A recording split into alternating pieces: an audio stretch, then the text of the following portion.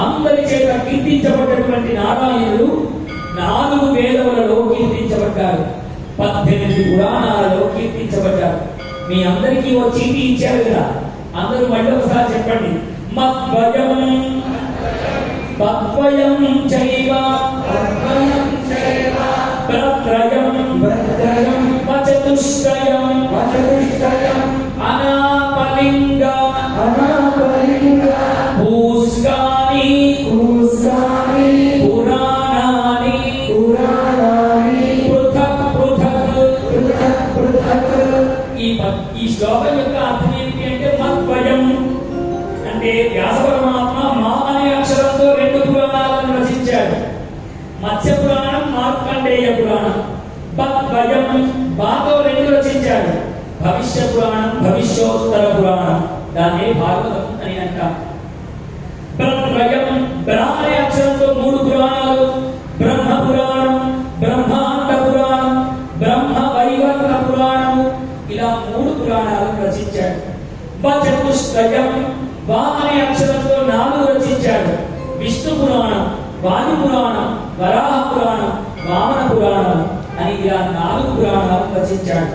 అనాపలింగ భూస్కాని అగ్ని పురాణం, నారద పురాణం, అనాప అంటే పద్మ పురాణం, లి అంటే లింగ పురాణం, కు అంటే కూర్మ పురాణం, గా అంటే గరుడ పురాణం, స్కా అంటే స్కాంద పురాణం.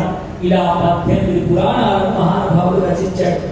అందుకే ఈ 18 పురాణాల పేర్లను మనం ఈజీగా గుర్తు పెట్టుకోవడానికి అన్నట్టుగా అలా మద్వయం తద్వయం చైవ ప్రత్రయం వచతుష్టయం అనాపలింగ భూస్కాని పురాణాన్ని పృథక్ పృథక్. పురాణముల యొక్క క్రమము ఇది అని చెప్పడం కొరకు మీ అందరికీ ఆ చీటీ ఇచ్చాం. అది రోజు ఒక్కసారైనా మీరు చదివితే 18 పురాణాలను స్మరణ చేసుకున్నటువంటి పుణ్యం మనకు లభిస్తుంది. కాబట్టి పరమాత్మ ఈ అన్ని పురాణాలలో పరమాత్మయే కీర్తించబడ్డాడు. 4 వేదములలో పరమాత్మ కీర్తించబడ్డాడు. ఓ సంవతాది మహాములారా, మరి పరమాత్మ రచించినటువంటి వ్యాసమునీయుడు రచించినటువంటి బ్రహ్మ పురాణమునందు 15,000 శ్లోకములు, పద్మ పురాణమునందు 55,000 శ్లోకములు, విష్ణు పురాణము 23,000, శివ పురాణము లేదా లింగ పురాణము 24,000, శ్రీమద్భాగవతం 18,000, నారద పురాణము 25,000, మార్కండేయ పురాణం 9,000, అగ్ని పురాణం 15,400, భవిష్య పురాణం 14,500, బ్రహ్మ వైవర్త పురాణం 18,000, వరాహ పురాణం 24,000, స్కంద పురాణం 81,100, వామన పురాణం 10,000, కూర్మ పురాణం 17,000, మత్స్య పురాణం 14,000, గరుడ పురాణం 19,000, బ్రహ్మాండ పురాణం 12,000.